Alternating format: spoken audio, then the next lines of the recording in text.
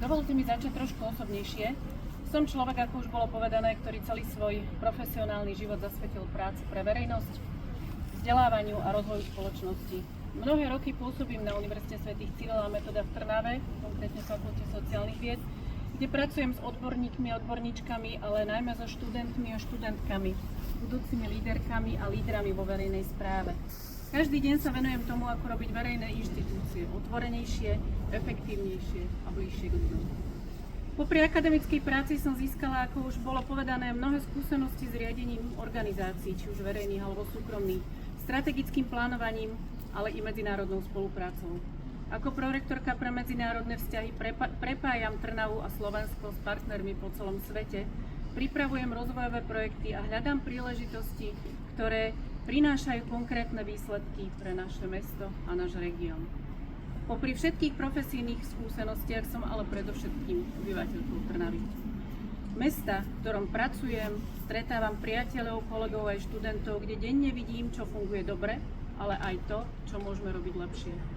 Práve táto kombinácia odborných skúseností a osobného vzťahu k mestu ma priviedla k rozhodnutiu, nie po krátkych diskusiách s Paťom, ktorý to už spomínal predtým, na primátorku mesta Trnava.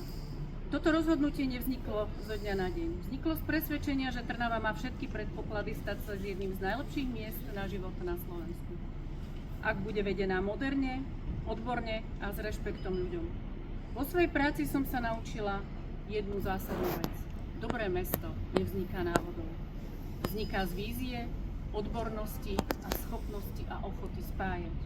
Trnava je úspešné mesto, no každé úspešné mesto sa musí neustále posúvať dopredu. A aby sa mohlo posúvať, musí počúvať. A práve o tom sú moje priority. Prvou prioritou je participácia, rešpekt hlasu občanov. Chcem, aby bol v Trnave počuť hlas ľudí, nielen centra, ale aj sídlisk, mestských častí, komunít, seniorov či mladých. Rozhodnutia o našom meste sa nemajú rodiť za zatvorenými dverami, majú byť o dialógu. Budeme vytvárať priestor na diskusiu ešte predtým, než padnú zásadné rozhodnutia.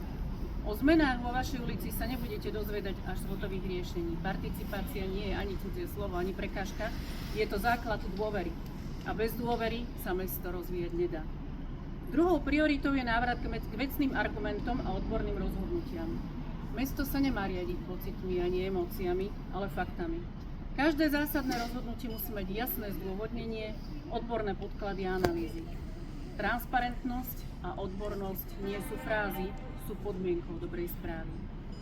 Treťou prioritou je spolupráca pri riadení a riešení infraštruktúry. Bez spolupráce to nepôjde. Prizvem kraj, štát aj súkromný sektor za jeden stôl, aby sme dokázali doriešiť odklad a kľúčové investície do infraštruktúry. Trnava ale musí byť aktívnym partnerom, ktorý vyjednáva, hľadá riešenia a presadzuje záujmy mesta profesionálne a dôsledne. Štvrtou prioritou je už spomínané udržanie talentov a podpora pracovných miest. Zabojujem o to, aby si Trnava dokázala udržať svoje talenty.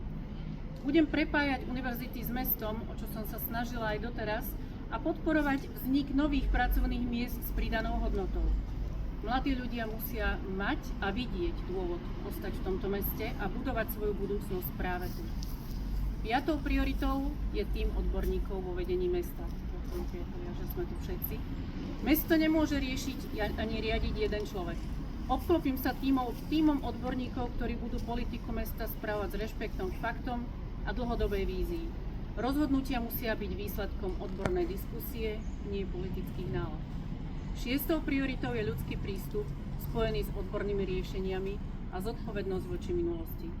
Budeme prijímať ľudský prístup k problémom mesta, no zároveň sa budeme opierať o analýzy a dáta. A tam, kde to bude potrebné, odborne prehodnotíme doterajšie rozhodnutia, tak aby boli v súlade s potrebami mesta a prinášali skutočný úžitok všetkým obyvateľom. Nie kvôli kritike minulosti, ale kvôli zodpovednosti voči budúcnosti.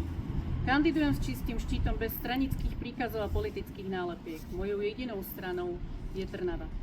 Mnohé významné osobnosti v minulosti často zdôrazňovali potrebu spájať a nie rozdeľovať. Tento odkaz sa dá preniesť aj do nášho kontextu a pre mňa to znamená jednoduchú vec. Trnava nesmie byť založená na našich a vašich. Musí byť založená na mladších a starších, ale spolu. Na centrách a a vonkajších častiach opäť spolu na spájaní. Sme jedno mesto, a len ako jedno mesto môžeme napredovať.